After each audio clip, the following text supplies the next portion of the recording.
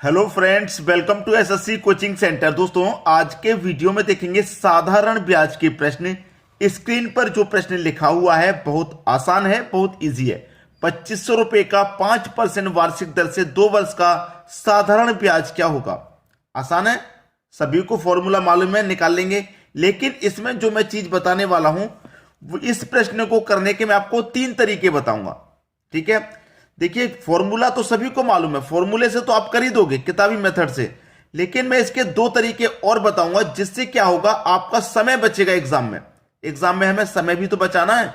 देखिए हमारे पास रुपए कितने हैं, 2500 कह रहा है। 2500 रुपए का 5% वार्षिक दर से 2 वर्ष का साधारण ब्याज क्या होगा। तो 2500 है ना, रेट कितना है 5% का, तो 2500 का 5% निकालो। परसेंट का मतलब बटे में 100। 2 जीरो से 2 जीरो गए, 25 का गुना 5 से कर दूंगा तो 125। भाई 5% की दर से ये 1 वर्ष का निकल के आ गया 125। तो 2 वर्ष का पूछ रहा है ना, तो 2 से गुना कर दो। हमारा जो ब्याज है वो हो जाएगा 250। यही आंसर, ठीक है, यही आंसर 250, यानी कि बी ऑप्शन सही हो गया। पहला तरीका हो गया। दूसरा तरीका ये है कि 250 है ना, 1 साल का रेट 5% है, 2 वर्ष के लिए प्रश्न है। तो 1 साल का रेट जो 5% है, तो 2 साल का रेट क्या हो जाएगा 10%। पहले वर्ष 5% लगेगा, दूसरे वर्ष भी 5% लगेगा।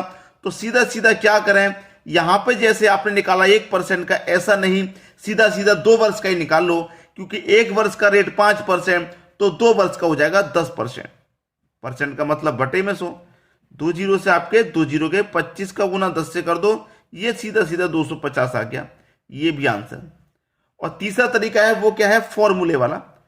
एस आई बराबर पी आर टी बट्टे 100। ये फॉर्मूला तो सभी को मालूम होगा।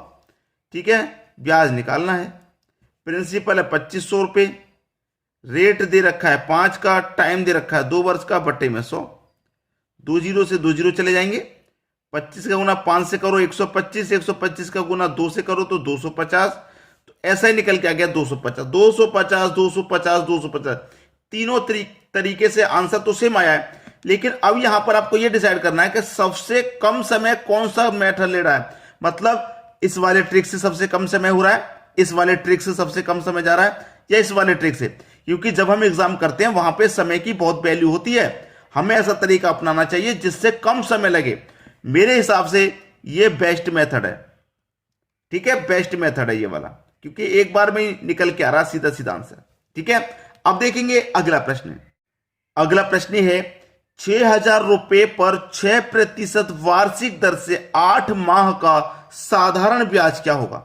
भैया 8 महीने का पूछ रहा है, कोई बात नहीं। आपके पास जो राशि है वो कितनी है, 6000 रुपए है। रेट है 6% का, परसेंट का मतलब बटे में 100। ठीक है, कितने महीने की बात कर रहा है, 8 महीने की बात कर रहा, तो 8 ले लीजिए। अब देखिएगा, हमेशा के लिए मैं बता रहा हूं, हमेशा के लिए कोई चीज मैं बताता हूं, ऐसा नहीं टेम्परेरीली आज के लिए बता दिया, हमेशा के लिए बताता हूं, सभी हमेशा काम आए। कभी भी आप देखिए, माह को वर्ष में कन्वर्ट करेंगे, माह को तो 12 से डिवाइड करेंगे। अगर दिन को वर्ष में कन्वर्ट करेंगे, दिन को, तो 365 से डिवाइड करेंगे। याद रखना, हमारे पास कितने माह है, 8। वर्ष में कन्वर्ट करने के लिए 12 से डिवाइड करेंगे। ठीक है, अगर दिन होते 65 दिन, 73 दिन, तो हम उसे 365 से डिवाइड करते। ठीक है, अब देखिए 6 दूने का 12, 2 चौके 8, 2 जीरो से 2 जीरो कट गए, 6 चौके 24 और 1 ही जीरो, 240 आ गया। प्रश्न का आंसर खत्म हो गया भाई, कोई ज्यादा मुश्किल थोड़ा ही ना था। 240 यानी कि सी ऑप्शन आपके प्रश्न का बिल्कुल सही आंसर। अब देखेंगे अगला प्रश्न। अगला प्रश्न है 3200 रुपए पर 4 अप्रैल 12 से 6 जून 2012 तक का 5% वार्षिक दर से साधारण ब्याज क्या होगा। देखिए प्रश्न का मतलब यह है कि 3200 रुपए पर 4 अप्रैल 2012 से, ठीक है, 16 जून 2012 तक का 5% वार्षिक दर से साधारण ब्याज क्या होगा। अप्रैल से शुरुआत हो रही है, अप्रैल अप्रैल अप्रैल का मई आएगा, मई के बाद जून आएगा, जून तक का पूछ रहा है ना। अब देखिए 3200 रुपए 4 अप्रैल से, मान लीजिए कि ये जो 3200 रुपए हैं ये 4 अप्रैल को उधार दिए गए हैं। ठीक है, तो अप्रैल के महीने में कितने दिन होते हैं भाई? 30 दिन। तो ये 4 दिन तो लगेंगे नहीं, इसके बाद में जो दिन लगेंगे उन्हीं का तो ब्याज बनेगा। भाई 4 तारीख को आप किसी से पैसे उधार ले रहे हैं तो 4 तारीख तक का तो कोई ब्याज नहीं लगेगा, 4 के बाद भी तो लगेगा। तो 4 के बाद में अप्रैल के महीने में 26 दिन बचेंगे, 26 दिन का लगेगा। फिर आ जाएगा मई का महीना, तो मई का महीना पूरे 31 दिन का होता है, 31 दिन का पूरा ब्याज लगेगा। फिर जून का महीना आ गया, तो कितने जून तक का पूछा उसने? 16 जून तक का पूछा है, तो 16 जून तक का ब्याज लगेगा। ठीक है, बस प्रश्न खत्म हो गया, यहीं पे कोई दिक्कत नहीं है। आपके पास राशि कितनी है? 3200 रुपए। रेट कितना है आपके पास? 5% का। 5% का मतलब बट्टे में 100। दिन कितने हैं? 31 में 16 जोड़ दो 47, 47 में जोड़ दो 26, तो ये हो जाएगा 73। 73 दिन का ब्याज रहा है। कितने दिन का?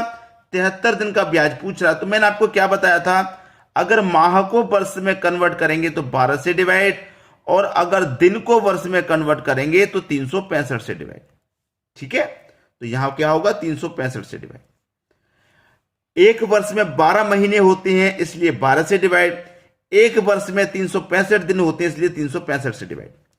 अब 73 से 365 पूरा पूरा 5 बार में कटेगा, और 5 से ये 5 कट जाएगा, 2 जीरो से ये 2 जीरो कट जाएंगे, आपके पास केवल बचा 32। यही आपका आंसर हो जाएगा। ठीक है, 32 यानी कि पहला ऑप्शन। क्लियर हुआ सभी को? अब देखेंगे अगला प्रश्न। अगला प्रश्न है, किसी धन का साधारण ब्याज की 8% वार्षिक दर से 3 वर्ष का मिश्र धन 6,944 रुपए है, तो मूलधन ज्ञात करो। भाई प्रश्न बहुत इंपॉर्टेंट है क्योंकि इसमें मूलधन नहीं दे रखा। मिश्र धन से मूलधन निकाल के लेके आना है इसमें। तो कैसे करते हैं वो देख लीजिए। हमारे पास कोई भी प्रिंसिपल यहां नहीं है, अमाउंट है 6,944 रुपए का अमाउंट है, प्रिंसिपल निकालना है। अब देखिए हमारे पास अमाउंट कितना है? 6,944 का अमाउंट है। अब देखिए हमारे पास एक वर्ष का जो रेट है वो कितना है? 8%। साधारण ब्याज में क्या होता है, प्रत्येक वर्ष के लिए जो रेट है वो समान ही रहता है। पहले साल के लिए 8% है तो दूसरे साल के भी लिए भी 8% होगा। अब ये 3 वर्ष के लिए है प्रश्न। जब एक साल का रेट 8% तो 3 साल का कितना हो जाएगा? 8 त्रिक का 24% हो जाएगा। हो जाएगा कि नहीं? तो 100 में 24 जोड़ के लिख देंगे तो 124 हो जाएगा। ठीक है, और गुने 100 कर दीजिए, आपका मूलधन का मान निकल जाएगा। गुने 100 क्यों करना है? क्योंकि 100% का मान निकालना है। प्रिंसिपल क्या होता है अपने आप में? 100%। क्लियर है? अब इसी को सॉल्व कर लेंगे। देखिए मैं इसे कटाऊंगा 4 से। ठीक है, 4 से कटेगा, 4 त्रिक का 12 और 4 एकम 4। 4 से इसे कटाऊंगा, 4 एकम 4, 2 बचेगा 29, 4 सत्ते 28, 1 बचेगा 14, 4 त्रिक का 12, 2 बचेगा 24, 4 छिंग 24। अब 31 से ये पूरा पूरा 56 बार में कट जाएगा, और 56 का गुना 100 से कर दो तो आपका आंसर आ गया 5600। 5600 आपका सही जवाब हो जाएगा, जो कि बी ऑप्शन में दिया गया है। अब कर लेंगे इस तरीके के प्रश्न को, अब दिक्कत नहीं होनी चाहिए। अब देखेंगे हम अगला प्रश्न। अगला प्रश्न है, कोई धनराशि साधारण ब्याज पर 3 वर्ष में 1016 तथा 7 वर्ष में 1304 रुपए हो जाती है, तो वह राशि क्या है?